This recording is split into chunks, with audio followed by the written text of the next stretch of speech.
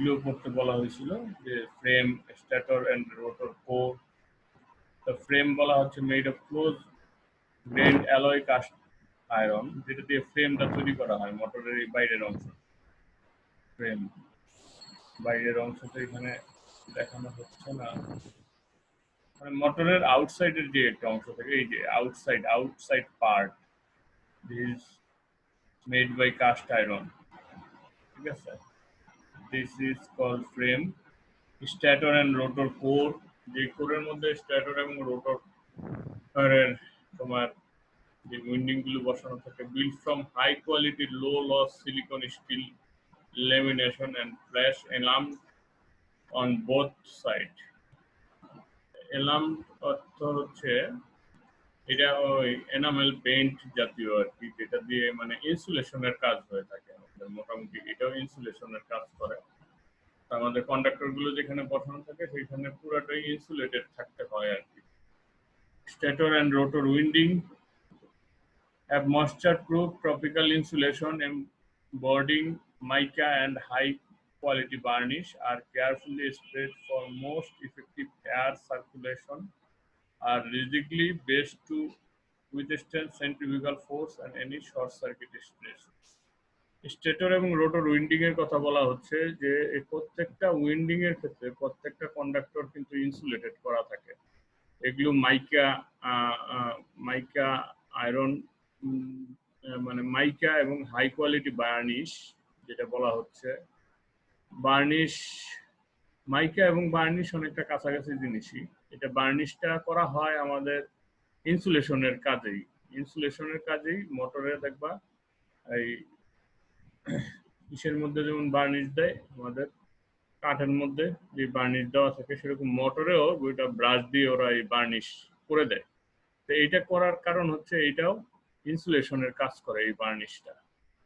এবং বলা হচ্ছে যে এগুলোকে এই যে আমাদের কন্ডাক্টরগুলোকে এগুলোকে খুব রিজিড ওয়েতে মানে তোমার মোটরের উইন্ডিং গুলোকে বাঁধতে হয় খুব টাইট এবং পোক্তভাবে আর কি। যেটার কারণ হচ্ছে যে এটা যে অনেক স্পিডে ঘুরবে, এটার যে সেন্ট্রিফিউগাল ফোর্স আছে, সেন্ট্রিফিউগাল ফোর্সের কারণে যাতে এইটা মধ্যে কোনো রকমের ডিফরমেশন না হয়, মানে এটা যাতে বলতে পারো যে, কারণ এটা অনেক স্পিডে ঘুরবে, মোটরের কাজই ঘোরা, তা সেক্ষেত্রে দেখা যাবে যে যদি খুব শক্তপোক্তভাবে তুমি উইন্ডিং গুলিকে পেঁচাতে না পারো, সেই ক্ষেত্রে এখানে শর্ট সার্কিট হওয়ার সম্ভাবনা থাকে, কোনো ক্ষেত্রে খুলে যেতে পারে, এই ঘটনাগুলি ঘটতে পারে। ওইগুলি যাতে না ঘটে সেইভাবে আমাদেরকে করতে হবে। এবং স্ট্যাটর এবং রোটরের মাঝখানে কিন্তু আমাদের একটা গ্যাপ রাখতে হবে, এয়ার সার্কুলেশন গ্যাপ, মানে এয়ার গ্যাপ থাকবে মাঝখানে, খুব বেশি গ্যাপ থাকবে না, একটা এয়ার গ্যাপ থাকবে। স্ট্যাটর rabbits and boar are machined carefully to ensure uniformity of air gap. মানে স্ট্যাটরের এবং রোটরের মাঝখানে আমাদের একটা এয়ার গ্যাপ থেকে থাকতে আর কি। স্ট্যাটর এবং রোটরের মাঝখানে জাস্ট এইটাই বোঝানো হয়েছে এখানে। এই যে আমাদের এটা হচ্ছে স্ট্যাটর, এর মাঝখানে থাকবে রোটর, এই দুইটার মাঝখানে হালকা একটু এয়ার গ্যাপ আমরা রাখি। ঘটনা shaft end bearing. Shaft, this is shaft, এই যে বড় যে রডটা দেখতে পাচ্ছ, this is called shaft, rotor shaft. Rotor শেপডের দুই প্রান্তে বেয়ারিং লাগানো থাকে, বেয়ারিং ছাড়া তো এই জিনিসটা মুভ করতে পারবে না।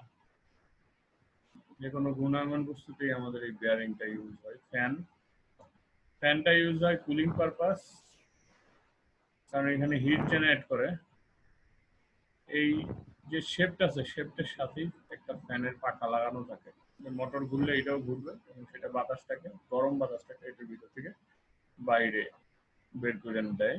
Slip ring and ক্লোজার্স।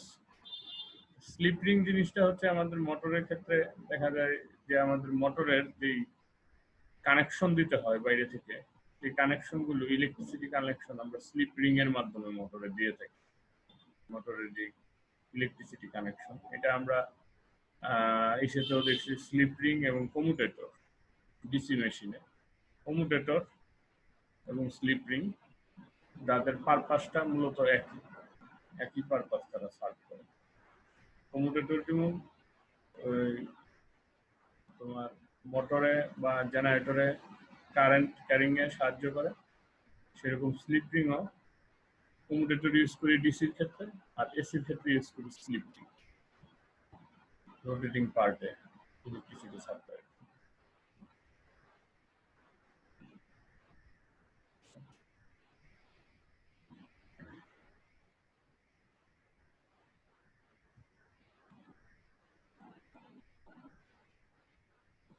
আচ্ছা, এইটা আমাদের একটা ইম্পর্টেন্ট ই, হোয়াই ডাজ রোটর রোটেটস, রোটরটা কেন রোটেট করে?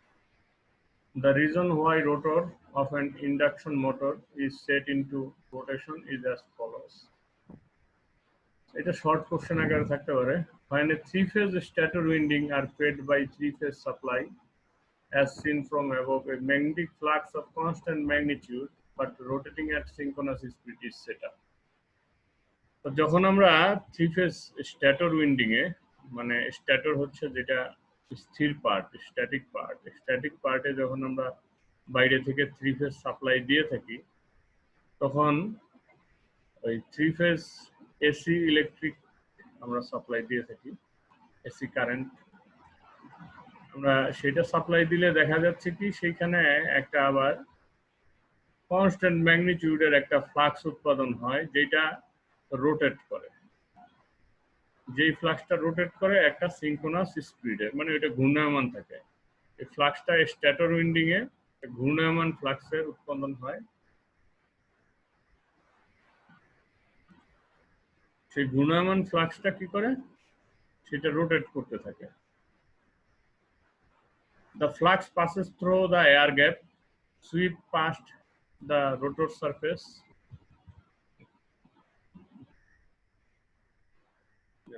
নয়েজ হচ্ছে কোথাও এটা।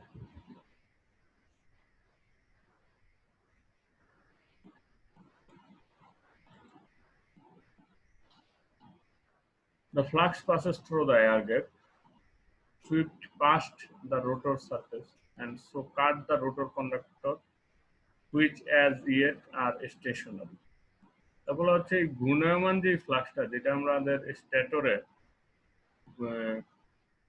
থ্রি ফেজ সাপ্লাই দেওয়ার কারণে, থ্রি ফেজ এসি সাপ্লাই দেওয়ার কারণে যে একটা ঘূর্ণায়মান ফ্লাক্সের উৎপাদন হয়েছে, সেই ফ্লাক্সটা রোটর সারফেস এয়ার গ্যাপটা পাস করে, স্ট্যাটর এবং রোটরের মাঝখানে যে এয়ার গ্যাপ সেটাকে পাস করে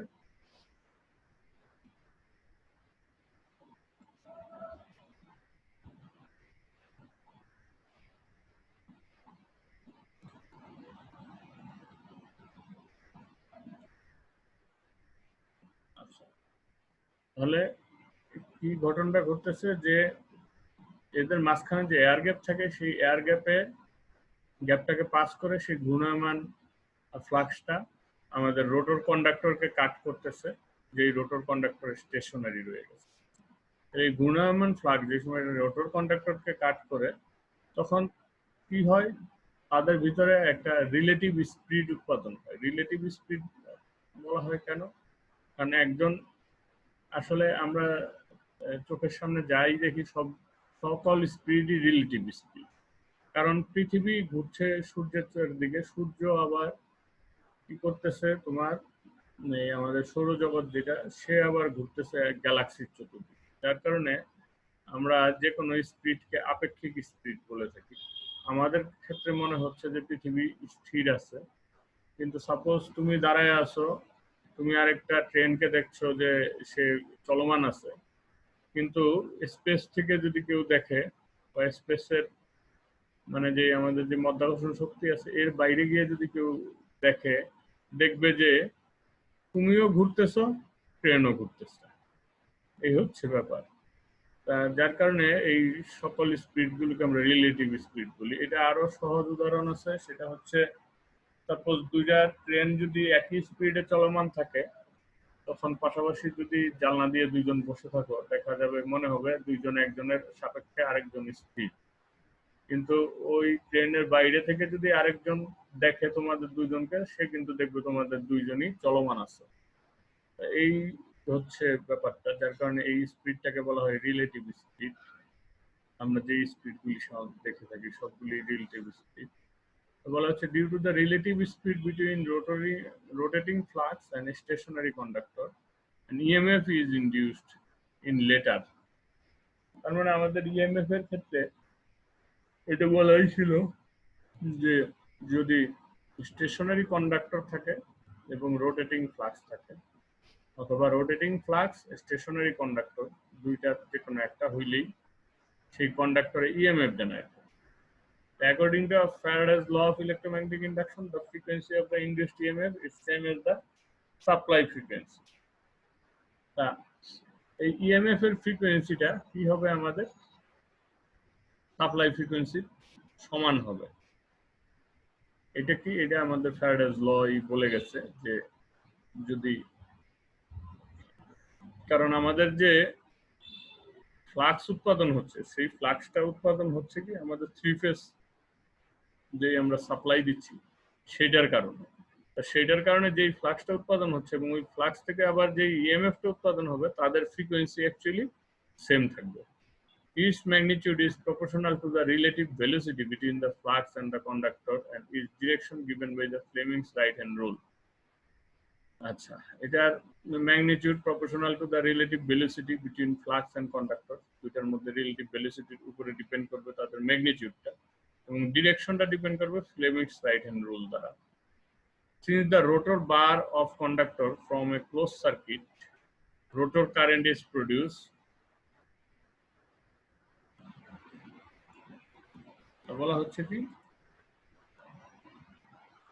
since the rotor bar of conductor form a closed circuit। আমাদের এই ইন্ডাকশন মোটরের ক্ষেত্রে করা হয়েছে কি, রোটরের বারগুলি বা রোটর যদি কন্ডাক্টর দ্বারা তৈরি করা হয়ে থাকে, বার হচ্ছে স্পিরাল কেজে বার দ্বারা তৈরি করা হয়, আর ফেজনের ক্ষেত্রে কন্ডাক্টর দ্বারা তৈরি করা হয়। সেগুলোকে একটা ক্লোজ সার্কিট করে দেওয়া হয়, সেগুলো কিন্তু ওপেন থাকে না, এই সার্কিটটাকে আমরা ক্লোজ করে দিই।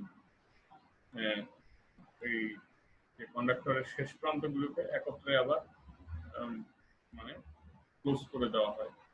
The rotor current is produced whose direction, as given as Lenz's law, is such as opposed to the very cause producing it। তার মানে এর মধ্যে যেই এখন কারেন্ট প্রডিউস হবে সেই কারেন্টটা কিন্তু আমাদের মূল যেই কারেন্ট সেটার বিপরীত হবে, কারণ এটা আমাদের লেঞ্জেস ল বলেই গেছে। এর আগেও আমরা দেখছি লেঞ্জেস ল হচ্ছে বলে যে যেই কারণে এটা উৎপাদন হবে সে তাকে আবার অপোজ করবে। তার মানে ওই থ্রি ফেজ সাপ্লাইয়ের জন্যই তো আমাদের এই ইএমএফটা উৎপাদন হলো। তাই ইএমএফ এর কারণে যে কারেন্টটা উৎপাদন হবে সেটা কিন্তু মূল কারেন্টের অপোজিট থাকবে। এটা in this case the cause which produce the rotor current is relative velocity between the rotating flux of the stator and the stationary rotor conductor। তা এটার কারণটা কি, কি কারণে রোটরে কারেন্ট উৎপাদন হচ্ছে, এটা হচ্ছে relative velocity between the rotating flux of the stator and the stationary rotor conductor. তা এই কারণে কিন্তু তাহলে আমাদের কারেন্টটা প্রডিউস হচ্ছে, রোটর কারেন্টটা, যে relative velocity between rotating flux of the stator এবং স্টেশনারি রোটর। তা এখন এটা আবার ওই লেঞ্জেস ল অনুযায়ী এটা চাবে কি, যে যেই কারণে প্রডিউস হচ্ছে সেই কারণটাকে আবার রিডিউস করার জন্য। তো যার কারণে hence to reduce the relative speed, এই যে দুইটার ভিতরে যে রিলেটিভ স্পিডটা আছে, যে স্টেশনারি রোটর কন্ডাক্টর এবং স্ট্যাটর ফ্লাক্স, এই দুইটার মধ্যে যে স্পিডটা আছে সেই রিলেটিভ স্পিডটা আছে, তখন এইটা সে চাবে এই স্পিডটা কমায় আনার জন্য। মানে যে তখন এই কমায় আনতে গেলে কি করতে হয়, রোটরকে রান করা শুরু করতে হয়। Then rotor starts running at the same direction as that of flux and tries to catch up with the rotating flux। তখন কি করে, এই রোটরটা রান মানে ঘোরা শুরু করে, রোটরটা সেম ডিরেকশনে ঘোরা শুরু করে। সে চায় যে রিলেটিভ স্পিড যে আছে তাদের মধ্যকার সেই রিলেটিভ স্পিডটাকে কমিয়ে আনতে মানে জিরো করে দিতে। হ্যাঁ রিয়া বলো।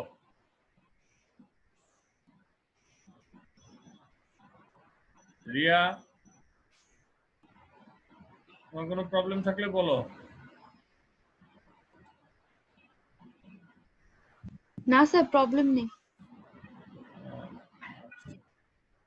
ওই রেইজ হ্যান্ড করছো তো, তার কারণে। স্যার ভুলে হয়ে গেছে। আচ্ছা আচ্ছা, ঠিক আছে ঠিক আছে। তাহলে এই রোটরটা কি করতে চাচ্ছে, যে যে তার ভিতরে কারেন্ট প্রডিউস হচ্ছে, সেই কারেন্ট প্রডিউস হওয়ার কারণটা কি?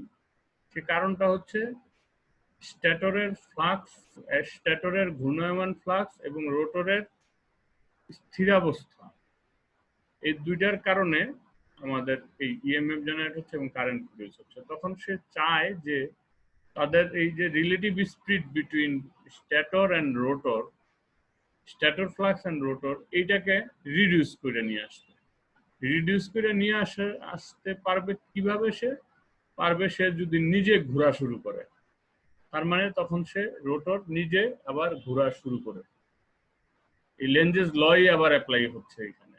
সে তখন যেই কারণে উৎপাদন হচ্ছে সেটাকে অপোজ করার জন্য সে আবার নিজে কিন্তু ঘোরা শুরু করে দেয় সেম ডিরেকশন। এবং সে চায় যে স্ট্যাটর যেই ফ্লাক্সটা, যেই স্পিড, যে সিঙ্ক্রোনাস স্পিডে স্ট্যাটর ফ্লাক্স হচ্ছে, সেটাকে সে ধরে ফেলতে চায়, কিন্তু আসলে সে ধরতে পারে না। এখানে বলা হচ্ছে tries to catch up with the rotating flux. সেই রোটেটিং ফ্লাক্সটাকে ধরতে চায়, কিন্তু আসলে সেটাকে কিন্তু সে ধরতে পারে না। তখন তাদের ভিতরে যে ঘটনাটা ঘটে, এই স্লিপের ব্যাপারটা চলে আসে আমাদের এই ইন্ডাকশন মোটরের ক্ষেত্রে। স্লিপটা কি? Difference between the synchronous speed and actual speed. আমাদের রোটরের স্পিডটা this is an, and this is synchronous speed NS. এদের মধ্যবর্তী যে ডিফারেন্স, সেটাকে সিঙ্ক্রোনাস স্পিড দিয়ে ডিভাইড করলে যে রেশিওটা পাওয়া যায়, সেটাকেই বলা হচ্ছে স্লিপ। মানে সে কত পার্সেন্ট পিছায় আছে, কতটুকু পিছায় আছে, এই যে ধরতে পারছে না কত মানে বা কত পার্সেন্ট আমরা বলতে পারি, কত পার্সেন্ট সে পিছায় আছে, সেটাকে এই বলা হচ্ছে the difference between synchronous speed and the actual speed of the rotor is known as slip. এই হচ্ছে ব্যাপার। এই স্লিপটা, this is called slip speed, ns minus n is called also slip speed. এইখান থেকে আমরা আবার রোটরের স্পিডও বের করতে পারি যদি আমাদের স্লিপটা জানা থাকে। The frequency of the rotor we can get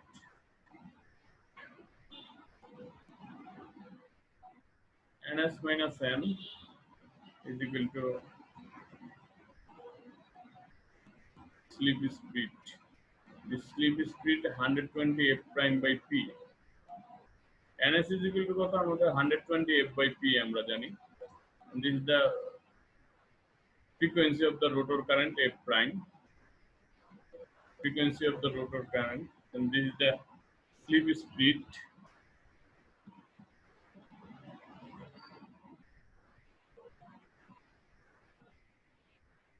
So ns minus n is equal to এখানে ধরা হয়েছে 120 f prime by p. f prime by p যদি আমরা ধরি, তাহলে এখানে এই মানগুলো বসানো হয়েছে। মানগুলো বসাইলে আমরা pp কাটাকাটি চলে যাবে, 120 ক্যান্সেল হয়ে যাবে। এখানে থাকবে f prime by f is equal to s, কারণ এইটা সমান সমান s। তাহলে f prime is equal to আমরা এখানে আরেকটা, আমরা রোটর কারেন্ট হবে frequency f prime is equal to s into fs। এটা থেকেও আমরা রোটর কারেন্টের ফ্রিকোয়েন্সি বের করতে পারি।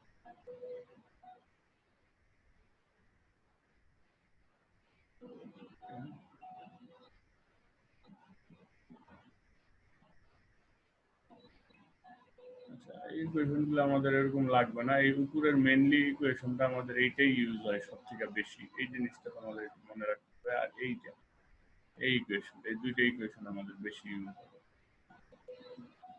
সকল ক্ষেত্রেই। তা তোমরা এখানে এই স্লিপটা কি জিনিস এটা একটু করতে হবে, এবং হোয়াই ডাজ রোটর রোটেট এটা একটু ব্রিফলি এটা বর্ণনা করতে হবে। কি কারণে রোটরটা রোটেট করে। এটা কিন্তু ভাইভাতেও আসতে পারে, রোটর কেন রোটেট করে। এটা হচ্ছে যে রোটরটা কেন রোটেট করে, যে এই যে রোটেটিং ফ্লাক্স যেটা স্ট্যাটরে উৎপাদন হয় এবং স্টেশনারি কন্ডাক্টর রোটর, এই দুইটা কন্ডাক্টরটা স্টেশনারি থাকে, এর কারণে রোটরে আমাদের কারেন্ট উৎপাদন হয়ে থাকে। তাই এটা আবার লেঞ্জেস ল অনুযায়ী বলা হয় যে যেই কারণে সে উৎপাদন হয়েছে সে তাকে আবার অপোজ করে। অপোজ করার কারণে সে চায় কি এই রিলেটিভ স্পিডের কারণেই তো এই কারেন্টের উৎপাদন হচ্ছে, রিলেটিভ স্পিডটাকে কমিয়ে আনতে, রিডিউস দ্য রিলেটিভ স্পিড, সে নিজে ঘোরা শুরু করে আর কি। আর এই স্লিপটা কি, স্লিপটা হচ্ছে যে আমাদের রোটরটা যে স্পিডে ঘুরতেছে সে ফ্লাক্সের স্পিডটাকে ক্যাচ করতে চায়, কিন্তু সে ক্যাচ করতে পারে না, সে পিছায় থাকে, প্রতি মুহূর্তেই সে পিছায় থাকে। তা কতটুকু পিছায় আছে সেটা আমরা এই স্লিপ থেকে বের করতে পারি। আর এখানে এই ফ্রিকোয়েন্সির সাথে রোটর কারেন্টের একটা ফ্রিকোয়েন্সি আছে, রোটরে যে কারেন্ট উৎপাদন হয়ে থাকে সেই রোটর কারেন্টের ফ্রিকোয়েন্সির সাথে আমাদের যে মেন সাপ্লাই ফ্রিকোয়েন্সি সেটার একটা রিলেশন এখানে করা হয়েছে। ব্যাপার আমরা এই ম্যাথটা দেখি কি বলছে। Simple math. The stator of a 334.2. The stator of a three-phase induction motor has 3 slots per pole per phase. If the supply frequency is 50 Hz, calculate the number of stator pole produced and total number of slots on the rotor. The speed of the rotating stator flux or magnetic field. কতগুলি pole আমাদের লাগবে, মানে কতগুলি pole তৈরি হবে সেই পোলটা আমরা এই স্লট থেকে বের করতে পারি। 3 slots per pole, প্রতি স্লটস মানে 3টা করে স্লট প্রতি পোলের জন্য, তার মানে 2 into n 6 পোল তাহলে আমাদের পার পোল পার ফেজ। ঠিক আছে, আমরা যদি তাহলে আবার কি বলা আছে, total number of slot, total number of slot এখানে পোলটা আমরা বের করছি, কারণ আমাদের 3টা ফেজ, প্রতি ফেজের জন্য 2টা করে পোল, মিনিমাম 2টা করে পোল, তাহলে 6 পোল আমাদের প্রয়োজন হবে। আবার 3টা স্লট প্রতি পোলের জন্য, প্রতি ফেজের জন্য 6 পোল এবং 3 ফেজ, এটা দিয়ে গুণ দিলে টোটাল নাম্বার অফ স্লটস আমরা পাই 54টা স্লট হবে। তাহলে আমাদের স্পিড কত হবে, ns is equal to 120 f/p 1000 rpm, মানে p এর ভ্যালুটা এখানে বের করাটা আছে আমাদের মূল, সরি ns এর ভ্যালুটা আমাদের বের করতে হবে। ns এর ভ্যালু বের করার জন্য এটা আমাদের প্রথমে বের করতে বলা হয়েছে, এটা যে কতগুলি স্লট থাকবে, টোটাল স্লট, আর সেকেন্ডটাই বলা হয়েছে যে রোটেটিং ফ্লাক্স স্ট্যাটর ফ্লাক্সের স্পিডটা কত, ns। এটা তো আমাদের এই পিটা জানা থাকলে এটা আমরা বের করে ফেলতে পারি। তারপরের যে ম্যাথটা সেটা দেখো, এটা কি বলছে। A 4-pole 3-phase induction motor operates from a supply whose frequency is 50 Hz. Calculate the speed at which the magnetic field of the stator is rotating. The speed of the rotor when slip is 0.04. Frequency of the rotor current when slip is 0.03. Frequency of the rotor currents at a standstill.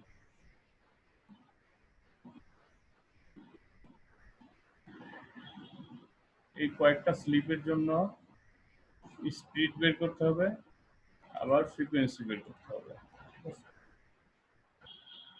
প্রথমে আবার বের করতে বলা হয়েছে কি, speed at which the magnetic field of the stator is rotating, মানে ns এর মান, স্ট্যাটরের যেই ম্যাগনেটিক ফিল্ড আছে সেটা কত স্পিডে ঘুরতেছে, এটা আমরা ns is equal to 120 f/p দিয়ে বের করে ফেলবো।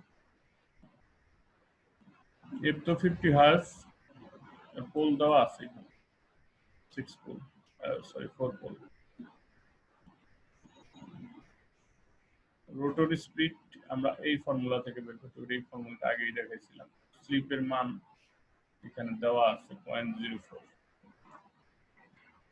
তারপরে বলা হয়েছে frequency of the rotor current. Rotor কারেন্টের ফ্রিকোয়েন্সি কত, এটা আমরা এইটা দিয়ে বের করতে পারি। এফ প্রাইম এস এফ এত আরপিএস, এটা বের হচ্ছে রেগুলেশন পার সেকেন্ড। 50 হার্জ তো সেকেন্ডে আছে, পার সেকেন্ডে। যেখানে আমাদের রেগুলেশন পার সেকেন্ডে আসছে, এটা 60 দিয়ে গুণ করতে হবে, তাহলে রেগুলেশন পার মিনিট পাবো আমরা। This is rotor current frequency. Okay, অথবা 1.5 হার্জ লিখতে পারো, এখানে একই কথা, 1.5 হার্জও লিখতে পারো। তাহলে the frequency of the rotor current at standstill, যদি রোটরটা স্থির অবস্থায় থাকে তখন আমাদের ফ্রিকোয়েন্সি কত হবে। স্থির অবস্থায় থাকলে তো মানে স্লিপ কত হবে, স্থির অবস্থায় থাকলে স্লিপের মান হবে 1। কিভাবে, আমাদের সূত্র কি বলে, slip s is equal to ns minus n divided by ns, n এর মান 0 যেহেতু স্ট্যান্ড স্টিল আছে rotor, ns by n, ns that means 1, স্লিপের মান হবে 1। তখন f prime is equal to s into f, 1 into f is equal to 50 hertz, মানে supply ফ্রিকোয়েন্সিটা ওইটাই থাকবে তখন। তো ঠিক আছে, এই 34.4 এটাও তোমরা করবা বাসায়। এগুলো সবগুলি তোমাদের এর আগে কি অ্যাসাইনমেন্ট 1 এর কিছু কাজ দিছিলাম আমি?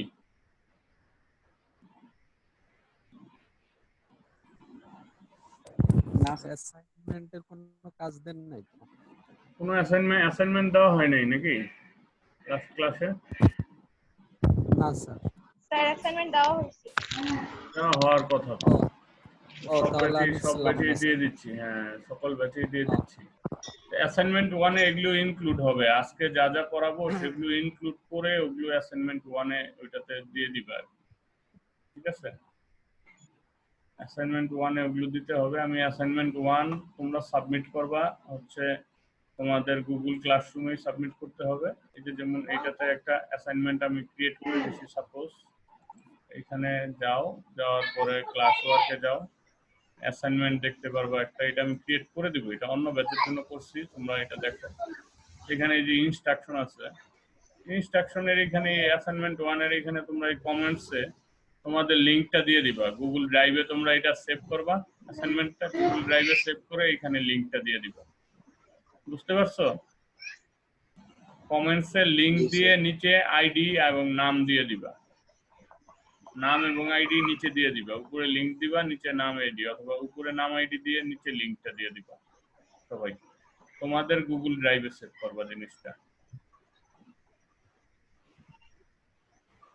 তাহলে এই দুইটা ম্যাথও অ্যাসাইনমেন্টের ইনক্লুড হবে এবং অ্যাসাইনমেন্টের স্লিপটা ইনক্লুড হবে, এবং হোয়াই ডাজ রোটর রোটেট, কি কারণে রোটর রোটেট করে সেটা অ্যাসাইনমেন্ট 1 এ ইনক্লুড হবে। এগুলো একটু তোমাদের গুছায়া লিখতে হবে, আমি দেখবো কে কত সুন্দরভাবে এটা তুলে ধরতে পারছো, তার উপরে ডিপেন্ড করে কিন্তু মার্কিং হবে। যার কারণে ওইটা, হ্যাঁ বলো স্যার, আবার যদি একটু বলতেন যে কোন দুইটা ইনক্লুড হলো, কত নাম্বার কত নাম্বার? একটু বললাম যে স্লিপ, ঠিক আছে, স্লিপ আর এই হোয়াই ডাজ রোটর রোটেট এইটা, আর এইখানের এই ম্যাথগুলো 34.2, 3 এবং 4, ঠিক আছে? এরপরে যা পড়াবো সেগুলো হয়তো বেশ কিছু জিনিস তোমাদের চলে আসবে।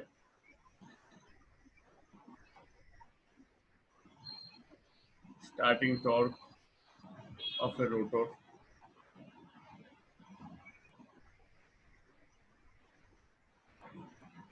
রোটর পাওয়ার ফ্যাক্টর এবং টর্ক এর মধ্যকার যে রিলেশন সেটা এখানে দেখানো হয়েছে। টর্কের ইকুয়েশন হচ্ছে এইটা, P is proportional to phi I2 cos phi।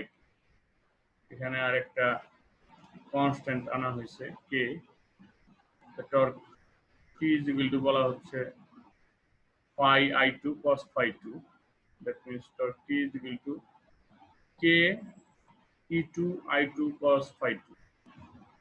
The torque equation, just এটা আমাদের জাস্ট মনে রাখতে হবে, পরবর্তীতে একটু কাজে লাগবে আমাদের। আচ্ছা, এখানে স্টার্টিং টর্ক সম্পর্কে একটু বলা আছে। স্টার্টিং টর্কটা আমরা দেখি।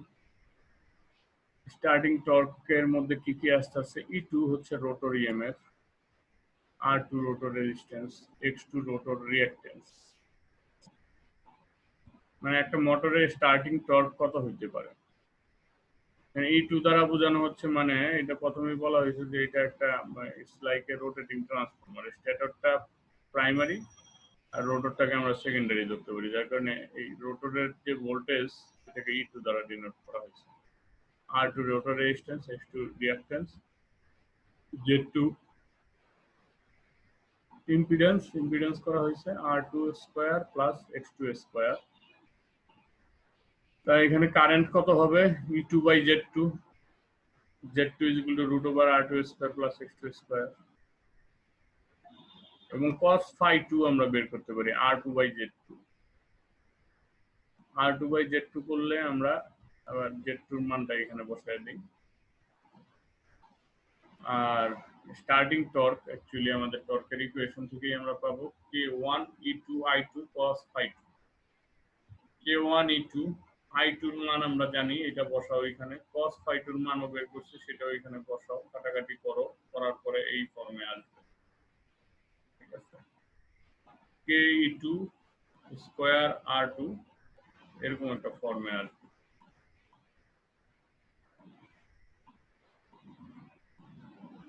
তা এখানে আমাদের K1 এর যে ভ্যালুটা, সেই K1 এর ভ্যালুটা ধরা হয়েছে কনস্ট্যান্টের value 3 divided by 2s by ns। এটা আমাদের মনে রাখতে হবে, এই কনস্ট্যান্টের ভ্যালু। হ্যাঁ বলো, একজন একজন করে বলো।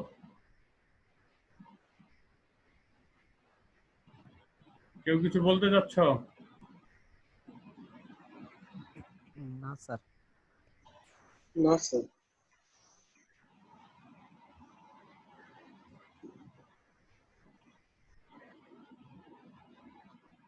আচ্ছা, এখানে জাস্ট এই পোর্শনটা আমাদের কোনো প্রয়োজন নাই আপাতত। K2, এটা K2 আর একটা কনস্ট্যান্ট নিয়ে আসছে।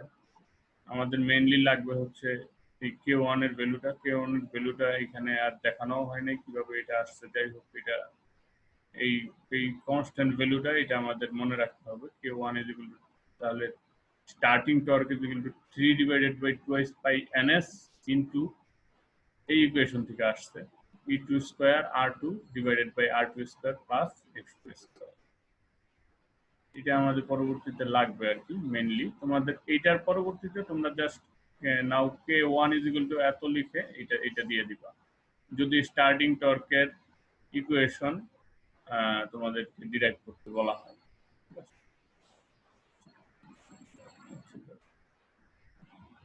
ওকে, এখন আসো condition for maximum starting torque.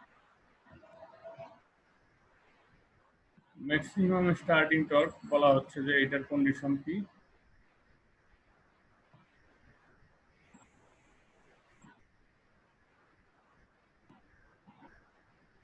Rotor resistance যখন রোটর রিঅ্যাক্ট্যান্সের সমান হয় তখন আমরা ম্যাক্সিমাম স্টার্টিং টর্ক পাবো। এইটাকে এখানে আবার আমাদের এই যে ইকুয়েশনটা আছে এটা তো কনস্ট্যান্ট, এটা বাদ দিয়ে দাও, তাহলে আমাদের